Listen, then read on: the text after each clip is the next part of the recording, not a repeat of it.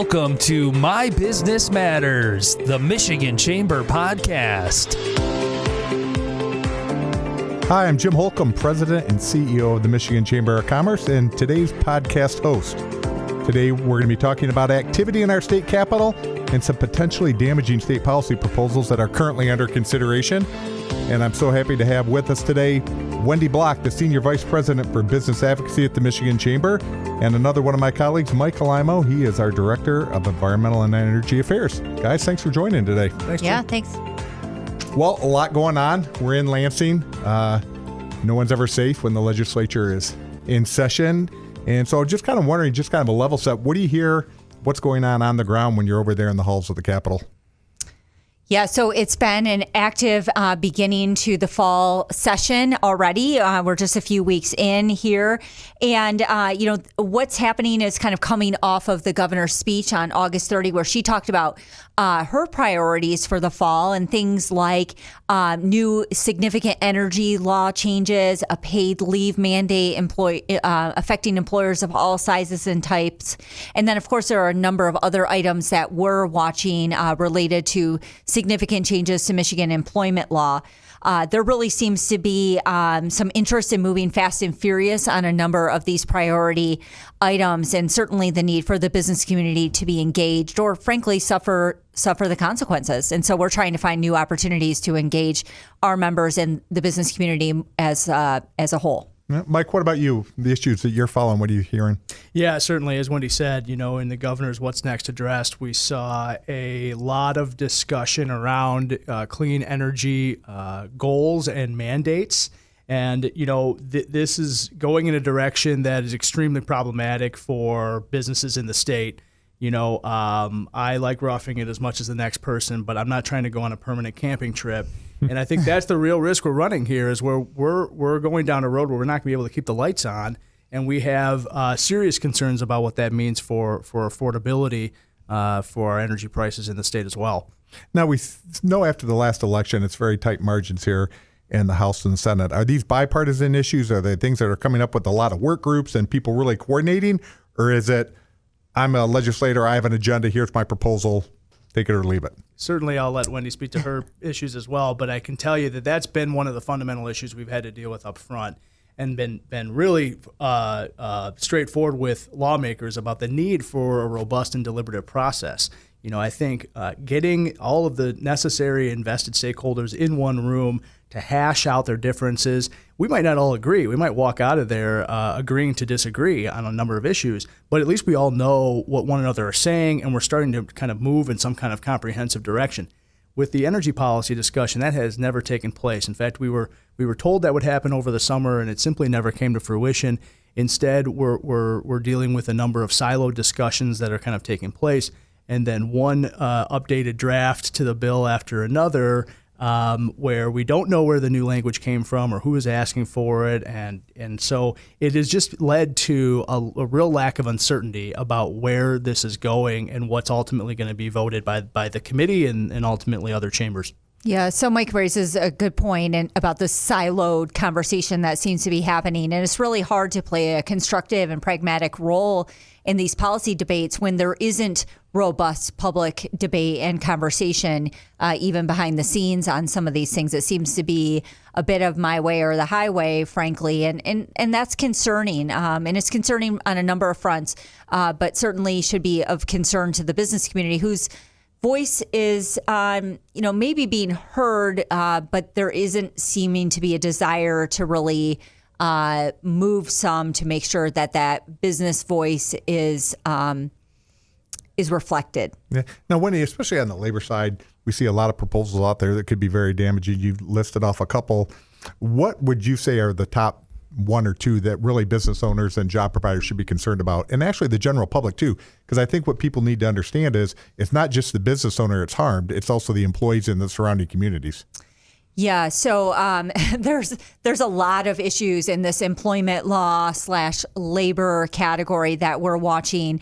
Certainly the big one at this time is the governor and the Senate and House's paid leave proposal. What they're proposing is a 15-week paid leave mandate on employers of all sizes and types across our state. Oh, did you say 15 weeks? 1-5, yes, 1-5. A new program that would be comparable to the state's unemployment insurance program. So instead of walking down the hallway to talk to your HR department about your need for leave, you would have to somehow apply for that leave and those partial wage loss replacement through some sort of new state bureaucracy. Just a lot of concerns about this proposal and its cost. I mean, we're talking about conservatively probably $1 billion a year program funded by a massive new payroll tax on Michigan employers and in some cases employees, because it gives employers the ability to pass along 50% of their costs to their employees. If we're being more serious about the cost and trying to put realistic numbers on, probably closer to that $1.5 or even $2 billion price tag. But this is going to impact small business the hardest, not only from a cost perspective, but also just from a workforce management issue. I mean, we're talking about removing people from the workplace for up to 15 weeks for a whole host of reasons, far beyond what the Federal Family Medical Leave Act even covers today. So lots of concerns about that one. And I'd say that's really our number one. Now, just a few years ago, I think it was 2018 or 19, didn't we pass a paid leave act? We did. So this would be on top of what is already required under Michigan's Paid Medical Leave Act, which allows employees to take 40 hours of paid medical leave in a given year to care for themselves or their family member. And so we're talking about layering different state mandates on top of each other. And frankly, on top of what in many cases is very generous paid time off policies that employers already have, 3, 4, 5, 6 weeks of PTO time, vacation time, or sick time, and on top of benefits that employers are currently offering as it relates to short-term and long-term disability.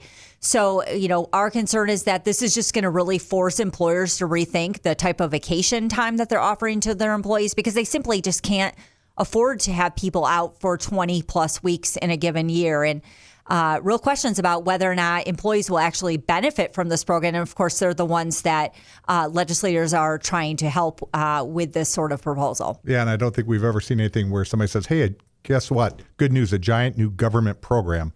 I think I saw in Minnesota, they hired 475 new employees. I think they're about half the size of Michigan. So we could probably easily say at least 700 new government workers that would be needed here in Michigan. Exactly. And if we just look back at the experience that we had during COVID with the unemployment insurance agency and the massive amount of fraud, and even for those people who legitimately were owed money from the unemployment agency, they were begging and pleading to get that money released to them. And even to this day, people are still haven't received the dollars that are due to them. So big problems here about, kind of just government and their need to get involved in this regard. Now, Mike, another concern for job providers across state is always cost of energy.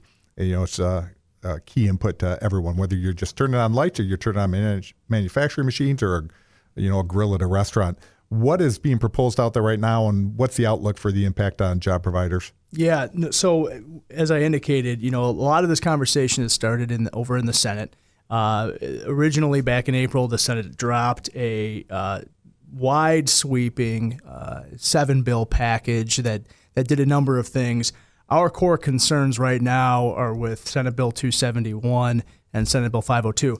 But basically what we're talking about is extreme mandates on clean and renewable energy goals, looking at 25% by 2026, 50% by 2030, and another 60% by 2033.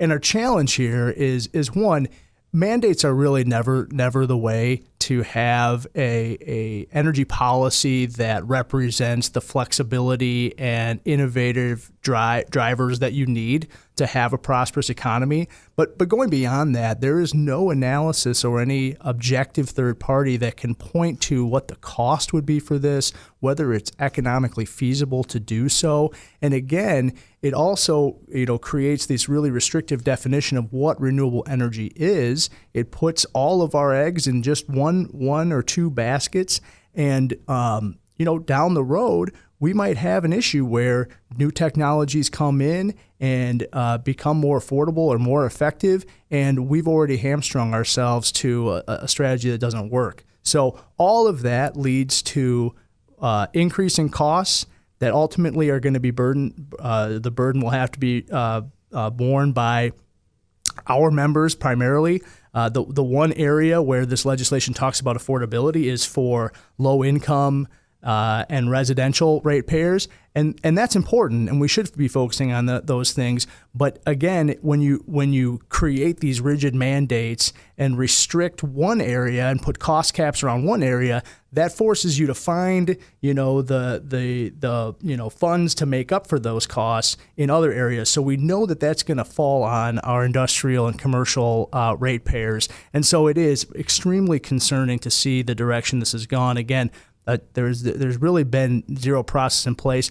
I went before the Senate Energy Environment Committee yesterday to speak to the challenges and opposition we have to this bill. One of the things I pointed out was that MISO, the regional operator of the Midwest grid, has already voiced strong concerns with reliability as to where we're at today. And they also went on to talk about how, and I can quote them, the aggressive decarbonization goals and policies are driving rapid portfolio change and resulting in increasing variability and diminishing reliability attributes. Mm-hmm. So again, right now we know there's an issue we have with reliability. This bill just makes it worse. Yeah. Now you two are obviously our policy experts, and you really can get in the weeds and talk about this. What really concerns me, though, as I listen to both of you, is all the policies you're talking about are going to have huge impacts on our economy, on the economic vitality and competitiveness of Michigan, but in the same or the next breath you say, but there's really not much of a process. I think a lot of people still believe what they learn in third grade. A bill gets introduced and you come in, everybody debates it, and we all get our say, and then you vote, and you do it with civility. And I know at the Michigan Chamber, we work very hard to be practical problem solvers. It sounds like there's not a lot of problem solving going on. It sounds like a lot of politicizing. And while aspirational goals are good things to set out, especially in a political campaign, they usually don't lead to good policy. Yeah, exactly. Yeah. I would just say, that's so true for so many of these policies that we're working on.